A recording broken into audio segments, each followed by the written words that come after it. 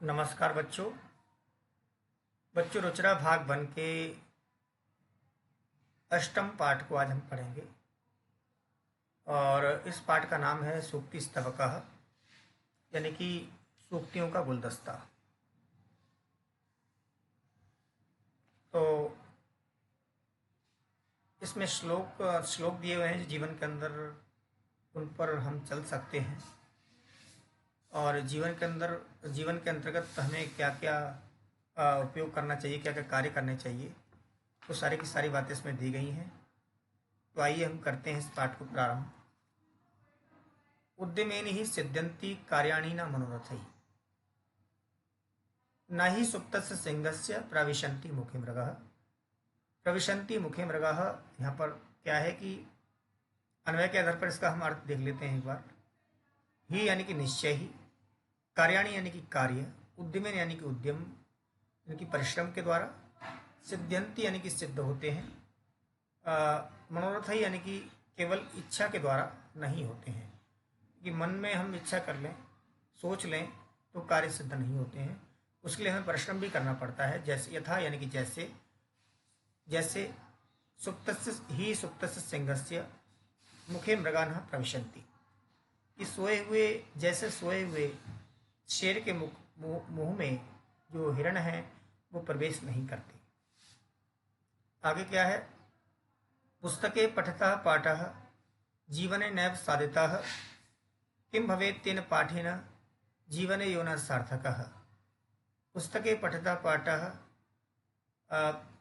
पुस्तक में जो पठित जो पाठ है, यानी कि पुस्तक में जो हमने पाठ पढ़ा है और उस पढ़े हुए पाठ को यदि जीवन के अंदर हमने नहीं उतारा, जीवन के अंदर उसका उपयोग नहीं किया, किम भवेत् तेन पाठेन, उस पाठ का क्या होना चाहिए, उस पाठ का क्या उपयोग जिसको हमने जीवन के अंदर कभी उतारा ही नहीं।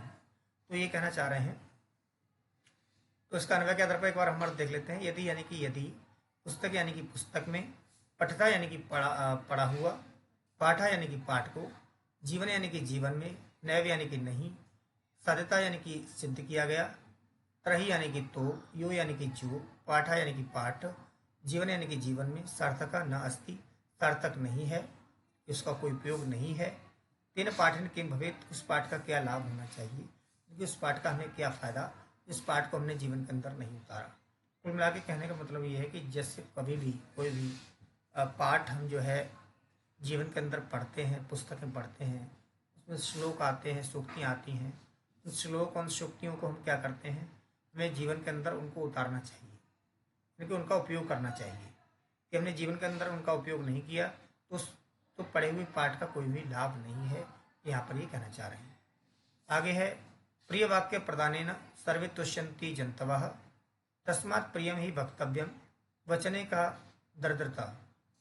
यानी कि प्रिय वाक्य प्रदानेन, प्रिय वाक्य के प्रदान, प्रिय वाक्य के प्रदान, प्रिय वाक्य प्रदान, प्रिय वाक्य के प्रदान करने से यानी कि बोलने से, सर्वे यानी कि सभी, तुष्यन्ति यानी कि खुश होते हैं, जन्तव यानी कि प्राणी, तस्मात् प्रियम ही वक्तव्यम, इसलिए हमें हमेशा प्रिय ही बोलना चाहिए, वचने का दृढ़ता यानी कि बोलने में हमें क्या कंजूसी करनी, क्या दृढ़ता करनी, इस बात का ध्यान रखना चाहिए।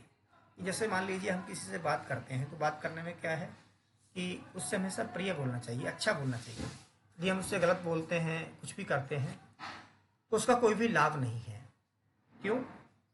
क्योंकि अगर हम अच्छी तरह प्यार से बोलेंगे तो उससे क्या होता है, सभी प्राणी जो है वो खुश हो जाते हैं, प्रसन्न होते हैं। तो हमें लोगों को प्रसन्न करने के लिए अच्छा ही बोलना चाहिए, कभी भी गलत नहीं बोलना चाहिए। उसके बाद में है, गच्छन पिपीलिको याति योजना नाम सतान्यपि, अगच्छन वैन तेयोपि पदमेकम न गच्छति। गच्छन यानी कि जाती हुई, यानी कि यहाँ पर इनका जो अर्थ लिया है वो चलती हुई लिया है हमने।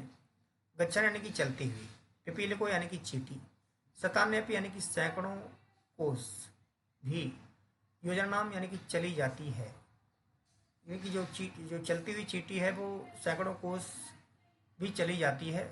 परम यानी कि किंतु, अगच्छन वैन्त्योपि पदमेकम अपि न गच्छति, किंतु क्या क्या कहा गया है कि जो गरुड़ है वो एक कदम भी नहीं चल, अगच्छन यानी कि ना चलता हुआ, बैंत्योपि यानी कि गरुड़, पदमेकम यानी कि एक कदम भी, ना गच्छति यानी कि नहीं जाता है।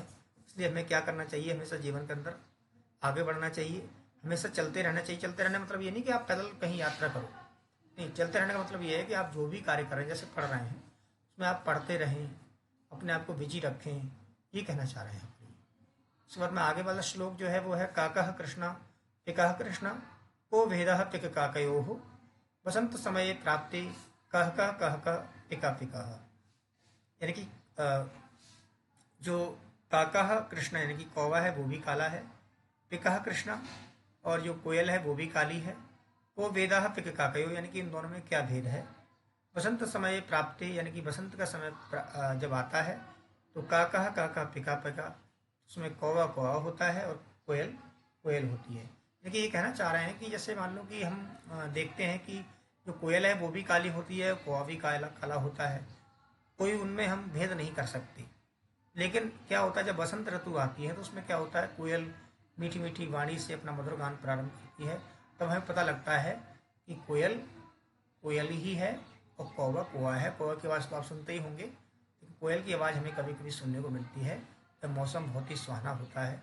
तो उसी तरह से क्या है, इस संसार में भी दो प्रकार के लोग हैं जो आपको एक तो अच्छी बातें बताने वाले मिलेंगे और दूसरे जो है आपको हमेशा हतोत्साहित करने वाले मिलेंगे। तो हमें जो है अच्छी बातें बताने वाले लोगों का संग करना चाहिए और जो दूसरे लोगों का उनसे हमें दूर रहना चाहिए। आगे है शब्दार्थ। शब्दार्थ में उद्यमेन यानी कि परिश्रम से, मनोरथ यानी कि मन की इच्छा से, सिंह यानी कि शेर, मृगः यानी कि हिरण जो पशु होते हैं बहुत सारे, मृगः का यहाँ पर बहुवचन है तो यहाँ पर हिरण या पशु बहुत सारे होंगे। दरिद्रता का मतलब है दीनता या कृपणता। उसके बाद है प्रिय वाक्य प्रदान यानी कि प्रिय वचन बोलने से, तुष्यंती यानी कि संतुष्ट होते हैं, प्रसन्न होते हैं। फिर है मानवा यानी कि मनुष्य, तस्मात यानी कि इसलिए, वक्तव्यम यानी कि बोलना चाहिए, वचन यानी कि बोलने में, साध्यता यानी कि उपयोग किया, भवेत यानी कि होगा होना चाहिए, सार्थका यानी कि अर्थपूर्ण प्रयोजन युक्त, काका यानी कि कौवा, कृष्णा यानी कि काला, पिका यानी कि कोयल, पिक काका हो यानी कि कोयल और कोये में, प्राप्त यानी कि आने पर, गच्छन यानी कि जाता हुआ, पिपीलिका यानी कि नर और चीटी, याति यानी कि जाता है, योजना नाम यानी कि 4 कोसों का लगभग 12 किलोमीटर, सतानी यानी कि 100, अगच्छन यानी कि ना चलते हुए, बैंतेह कहते हैं गरुड़ के लिए। तो ये आपको ध्यान रखना है। आगे हम करते हैं श्लोक। इस श्लोक का हमें स्वर्गान करना है। पहला क्वेश्चन आपका हो गया। अभ्यास प्रश्नों में पहला क्वेश्चन का आंसर हमें करना नहीं है। फिर है श्लोकान अंशान योजित यानी कि श्लोकों के अंशों को हमें जो है मिलान करना है। तो ये जो का है तो मिलान कैसे होगा, तस्मात् प्रियम ही वक्तव्य में बचने का दृढ़ता आ जाएगा यहाँ पर। फिर है गच्छन पिपील को आती, योजना नाम सतान्यपी आ जाएगा यहाँ पर। फिर है प्रिय वाक्य प्रदान सर्वे तुष्यंती जनतवाह या जनतवाह बेटा लगा लेना यहाँ पर, ये थोड़ा ठीक होना चाहिए।